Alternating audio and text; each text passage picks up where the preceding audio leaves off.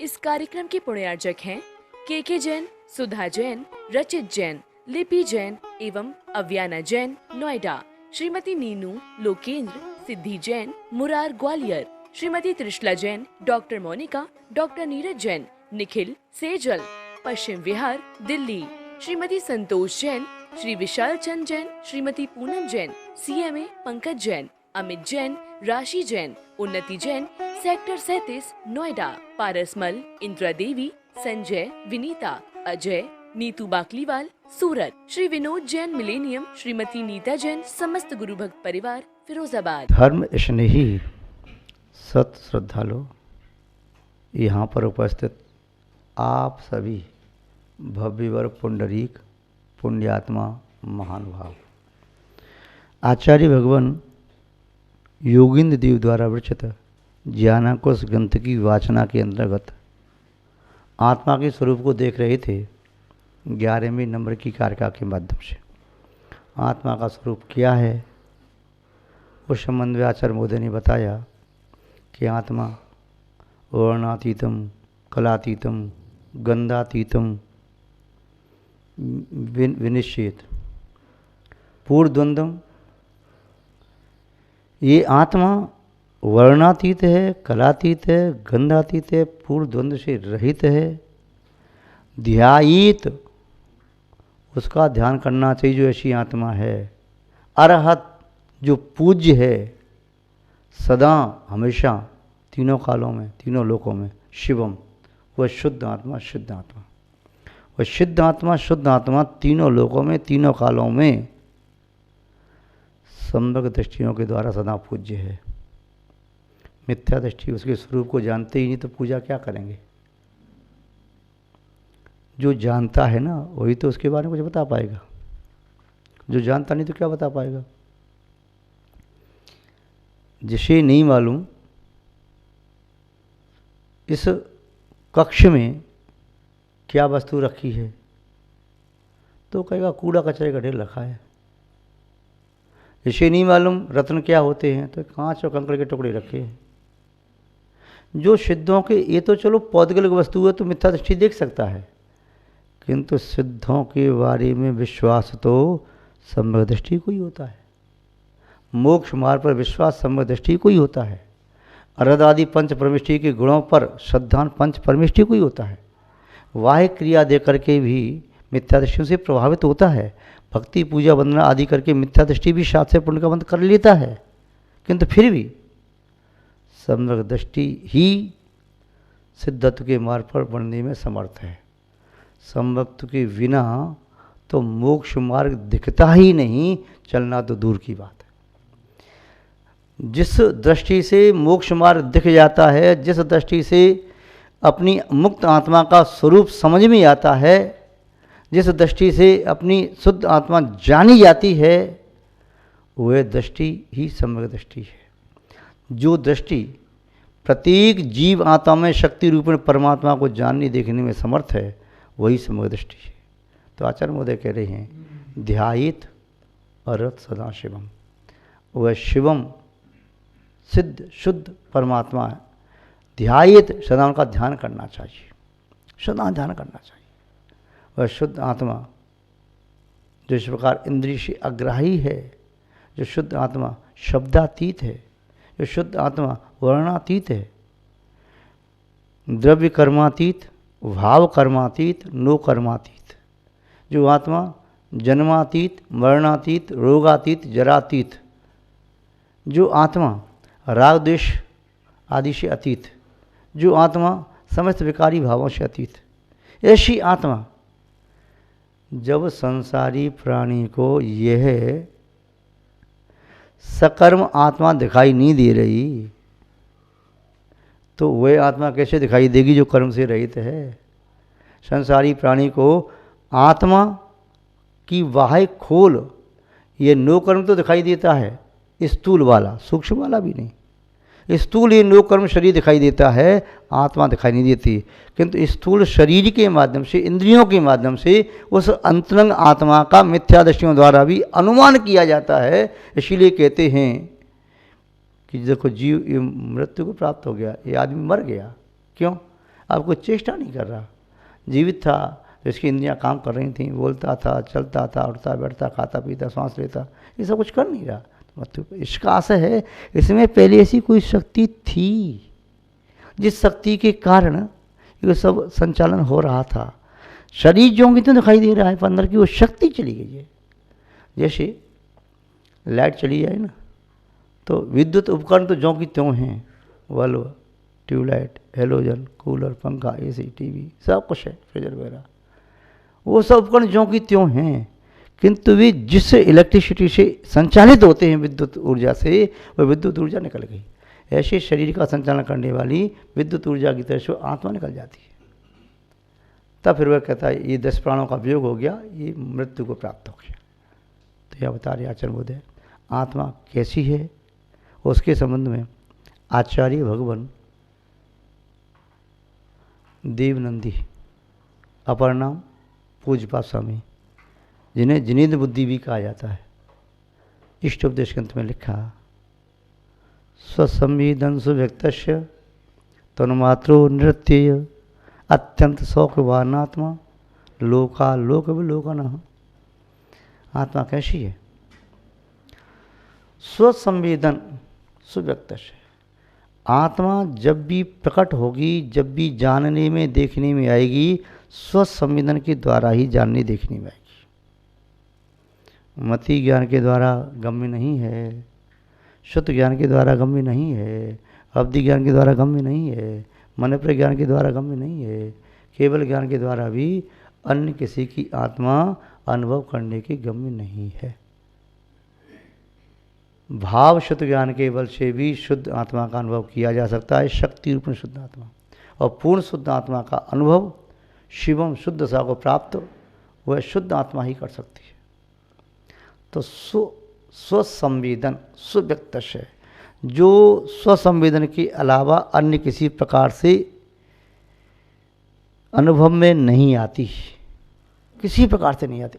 एक ही मार्ग है, सिर्फ और सिर्फ एक ही मार्ग था और एक ही मार्ग भविष्य में होगा। इसके अलावा आत्मा किसी अन्य प्रकार से देखने में, अनुभव करने में नहीं आ सकती। जैसे चाहे व्यक्ति का शरीर छोटा हो या बड़ा, मैं तो ये नहीं रखता, जब भी वर्ण को देखा जाएगा चक्षु इंद्रिय से देखा जाएगा। चाहे छोटा सा भ्रमर है, मक्खी मच्छर या सटपट सलभ कोई भी है, वो 4 इंद्रिय उसके नेत्र हैं, वो देख सकता है। और यदि 1000 योजन का बड़ा कमल है पृथ्वी का एक, तो वो नहीं देख सकता, चक्षु इंद्रिय नहीं है। यदि 3 इंद्रिय जीव चींटी आदि कोई 12 कोष की या 3 कोष की, जैसे 12 कोष का शंख और 3 कोष की चींटी आदि होती हैं स्वयं रमण द्वीप आदि में, उनके पास चक्षु इंद्रिय नहीं है, तो वे वर्ण को नहीं देख सकते। तो वर्ण को देखने का प्रॉपर कोई साधन है तो क्या है? चक्षु इंद्रिय। गंध को ग्रहण करने का प्रॉपर कोई साधन है तो क्या है? घ्राण इंद्रिय। स्वाद को ग्रहण करने का कोई साधन है तो रसना इंद्रिय। शब्द को ग्रहण करने का कोई साधन है तो कर्ण इंद्रिय। स्पर्श को ग्रहण करने का कोई साधन है तो स्पर्श इंद्रिय।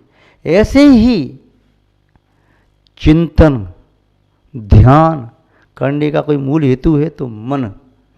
ये सब इंद्रिय और अनिंद्रिय अपने अपने नियत विषय को ग्रहण करती हैं। तो आत्मा को कौन ग्रहण करता है? आत्मा को ग्रहण किया जाता है आत्मा के अनुभव के द्वारा, अनुभूति के द्वारा। उस आत्मा की अनुभूति शब्द, गंध, वर्ण, स्पर्श या रस आदि के माध्यम से नहीं होती और शब्दों से नहीं होती। शब्दों का जो सार है वह सार निकल के जब जाता है मन में, तो मन उसका विषय बनाता है। तो मन के माध्यम से आत्मा तक पहुंचा जाता है। जब आत्मा शुद्ध होती है तो आत्मा शुद्ध रूप में अपना अनुभव करती है। ये न किसी पत्थर से तोड़ी जा सकती है, न हवा से सूखती है, न अग्नि से जलती है। ऐसी आत्मा है। सब जानन देखन हारा, ये आत्मा हमारा। सब जानने देखने वाला आत्मा है। शस्त्रों से कटे न काटा, न तोड़ सके कोई भाटा, मरता न मरी का मारा, ये आत्मा हमारा। शस्त्र छिन्न भिन्न नहीं कर सकते, पत्थर तोड़ नहीं सकते, महामारी फैल जाए, दुर्भिक्ष फैल जाए, उससे भी नहीं मरता। ऐसा ही हमारा आत्मा है। तो ये आत्मा स्वव्यक्त स्वसंवेदन स्वव्यक्त से तनु मातो नृत्य अंत से रहित, विनाश नहीं होता। अत्यंत शौकवान आत्मा, आत्मा स्वभाव क्या है? अत्यंत सुख से युक्त होना। जैसे पानी का स्वभाव क्या है? शीतलता। गर्म भी कर दो किंतु शीतलता का गुण मूलतः नष्ट नहीं होता। ऐसे ही आत्मा कितनी भी अवस्था प्राप्त हो जाए, इसकी ज्ञान चेतना दर्शन चेतना कभी नष्ट नहीं होती। और जो इसका स्वभाव है, सुख को प्राप्त करने का स्वभाव, चाहे अनंत दुखों को प्राप्त कर ले, पर स्वभाव नष्ट नहीं होता। पानी कितना भी गर्म हो जाए, बाद में थोड़ा दूर रख दो अग्नि से, ठंडा हो जाएगा। आत्मा को थोड़ा कर्मों से दूर करो, आत्मा सुख को प्राप्त कर सकती है। अत्यंत सुखवान आत्मा, लोकालोक लोक ने, आत्मा की शक्ति ऐसी है कि लोक और अलोक को देखने में समर्थ है आत्मा। इस आत्मा में पूरे तीनों लोक, अलोकाकाश और समस्त त्रिकालवर्ती द्रव्य इसमें झलकते हैं, उनके गुण और उनकी पर्याय झलकती है। ऐसा ही आत्मा है। इस आत्मा का ध्यान करना चाहिए। ऐसा आप देखा आगे इस 12वें नंबर की कार्यक्रम में आचार्य महोदय कह रहे हैं, गच्छन वा यदि वा सुप्तम, आत्मा आलाप वियोजनम कुर्वन्नाप्नोति तद्ध्यानम येनात्मा लभते शिवम। आचार्य महोदय कह रही हैं, येन आत्मा लभते शिवम, जिस आत्मा के द्वारा शिवत्व की अवस्था प्राप्त की जाती है, जिस आत्मा के द्वारा सिद्ध शुद्ध निर्वाण मोक्ष मुक्त अवस्था प्राप्त की जा सकती है, जो आत्मा अपने शाश्वत स्वभाव को प्राप्त करती है, वह आत्मा ध्यान के माध्यम से उस अवस्था को प्राप्त करती है। ध्यान के अतिरिक्त और कोई दूसरा साधन है ही नहीं कि जिसके माध्यम से आत्मा शुद्ध हो जाए। पुद्गल का ढेर लगा के आत्मा शुद्ध नहीं होती, पुद्गल से राग करने से शुद्ध नहीं होती, पुद्गल से द्वेष करने से शुद्ध नहीं होती, पुद्गल में मोह करने से शुद्ध नहीं होती। पुद्गल के अतिरिक्त अन्य और जो 4 द्रव्य हैं, धर्म धर्म आकाश काल, इनके प्रति राग द्वेष मोह करने से भी आत्मा शुद्ध नहीं होती। और जो जीव द्रव्य है, अपनी आत्मा को छोड़कर के अन्य आत्माओं से राग द्वेष मोह करने से भी आत्मा शुद्ध नहीं होती। इन संसारी आत्माओं के प्रति, संसार की पर्यायों के प्रति राग द्वेष मोह करने से आत्मा शुद्धता को प्राप्त नहीं होती। हाँ, यदि ये आत्मा शुद्ध होना चाहती है तो जिन्होंने अपनी आत्मा को धर्म ध्यान व शुक्ल ध्यान के माध्यम से, शुभ ध्यानों के माध्यम से कर्म कालमा को जलाकर नष्ट करके शुद्ध सा को प्राप्त कर लिया है, जो साधु परमेश की अवस्था से आगे बढ़ते हुए सिद्धत्व तक पहुँच गए हैं, उसी मार्ग पर चलना प्रारंभ कर देंगे तो आत्मा शुद्ध सिद्ध मुक्त अवस्था को प्राप्त हो जाएगी। अन्यथा किसी भी प्राणी के द्वारा आत्मा की शुद्धता प्राप्त नहीं की जा सकती। यहाँ पर आचार्य महोदय कह रहे हैं, गच्छन वा यदि वा सुप्तम। गच्छन माने चलता हुआ, व्यक्ति चलता हुआ ध्यान कर रहा है, चल ही रहा है निरंतर। ज्योतिष विमानों को खींचने वाले जो ज्योतिषी देव हैं, 4 दिशाओं से खींच रहे हैं, वे देव निरंतर चलते ही चलते जा रहे हैं। चलता हुआ ध्यान कर रहे हैं क्या? हाँ, ध्यान कर रहे हैं। आर्द्र ध्यान हो सकता है, संभव प्राप्त कर लिया तो चलता हुआ सविकल्प धर्म ध्यान भी हो सकता है, किंतु उनका वह आर्त ध्यान व सविकल्प धर्म ध्यान मोक्ष को नहीं दे सकता। गमन करता हुआ पवन वायु यह हवा ध्यान के योग्य नहीं है, निरंतर गमन करती रहती है। बहता हुआ जल ध्यान नहीं कर सकता, एक इंद्रिय है। ध्यान की क्षमता तो सिर्फ 5 इंद्रिय में है। कोई 2 इंद्रिय खींचवा दी, जन्म लिया, चलते चले जा रहे, ध्यान नहीं कर सकते। संगी 5 इंद्रिय वही समृद्ध को प्राप्त करने में समर्थ होता है। वह मन वाला व्यक्ति ही ध्यान को करने में समर्थ होता है, क्योंकि ध्यान है क्या? चित्त की एकाग्रता ध्यान है।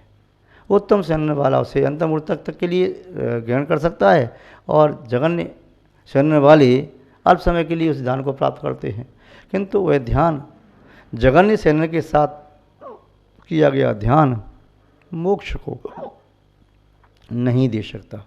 दुर्ध्यान दुर्गति को देते हैं, शुद्ध ध्यान सुगति को देते हैं, किंतु शुक्ल ध्यान जो है वह है निस्संदेह परम शुद्ध शुद्ध शुद्ध दशा को देने में समर्थ होता है। तो इसीलिए आचार्य महोदय शुभ ध्यान और शुद्ध ध्यान की बात कह रहे हैं। गच्छन यदि वा सुप्तम, कोई व्यक्ति चलता हुआ ध्यान कर रहा है या सोते हुए ध्यान कर रहा है, अथवा आलाप चापी भोजनम, बोलता हुआ ध्यान कर रहा है, भाषण करता हुआ ध्यान कर रहा है, भोजन करता हुआ ध्यान कर रहा है। यदि कोई सम्यदृष्टि धर्मात्मा त्यागीवती संयमी उपदेश दे रहे हैं, वो उपदेश देते देते भी उनका ध्यान हो सकता है, भोजन करते करते भी ध्यान हो सकता है। वह ध्यान चल रहा है, किंतु उस ध्यान से मोक्ष की प्राप्ति नहीं होती। और जो कुर्वन् वाप्नोति तद ध्यानम, जिस ध्यान को वह करते हैं उससे मोक्ष की प्राप्ति नहीं होती। मतलब ये है कि सप्तम गुणस्थान में या उससे ऊपर वाले गुणस्थान में गमन नहीं है। सप्तम गुणस्थान या उससे ऊपर वाले गुणस्थानों में नींद नहीं है। सप्तम या ऊपर गुणस्थानों में वचनालाप नहीं है बुद्धिपूर्वक। सप्तम या उससे ऊपर गुणस्थान में आहार में प्रवृत्ति नहीं है, निहार में प्रवृत्ति नहीं है, वचनालाप नहीं है, सम्मति आदियों का पालन करना नहीं है। फिर तो ये कथन सुनते हैं कि मुनि महाराज जी आहार कर रहे हैं, तो आहार करते करते वे अप्रमत्त हो जाते हैं, विहार करते करते वे अप्रमत्त हो जाते हैं, यदि स्वाध्याय करते अप्रमत्त हो जाते हैं, सामय कर रहे प्रतिगुण कर रहे स्वाध्याय अप्रमत्त हो जाते हैं। वह कथन भी मिथ्या नहीं है, सही है। अर्थात क्या इसका मतलब हुआ? आहार करते करते तो गुणस्थान सातवां हो सकता है, अपना दशा हो सकती है, निर्गुण ध्यान हो सकता है, उसमें प्रवृत्ति नहीं होती। किंतु ध्यान करते समय ये क्रियाएं नहीं होती। ध्यान में बैठे व्यक्ति कोई भी बाह्य क्रिया शरीर की बुद्धि पर कर नहीं सकते। हाँ, जब बाह्य क्रिया पुण्य की क्रिया कसाय की मंदता से चल रही है, उस क्रिया के साथ साथ कहीं चित्त स्थिर हो गया तो ध्यान बन सकता है। तो आचार्य महोदय ने यही कहा, कुर्वन् नाप्नोति तद ध्यानम। इस प्रकार में ध्यान होता है तो मोक्ष को नहीं देता। मोक्ष का ध्यान इन सब से परे निश्चल रत्नत्रय की निश्चय अवस्था में ही संभव है। उसे ही प्राप्त करने का संभव पुरुषार्थ करना चाहिए। आज बस इतना ही पर्याप्त है, शेष चर्चा बाद में करना चाहिए। जय बोले श्री शांतनाथ भगवान की, परम पूज्याचार्य गुरुदेव श्री विद्यानंद महाराज की, अहिंसा में विश्व धर्म की। इस कार्यक्रम के पुण्यार्जक थे के जैन, सुधा जैन, रचित जैन, लिपि जैन एवं अव्याना जैन, नोएडा। श्रीमती नीनू लोकेंद्र, सिद्धि जैन, मुरार ग्वालियर। Shrimati Trishala Jain, doctor Monika, doctor Neeraj Jain, Nikhil Sejal, Paschim Vihar, Delhi.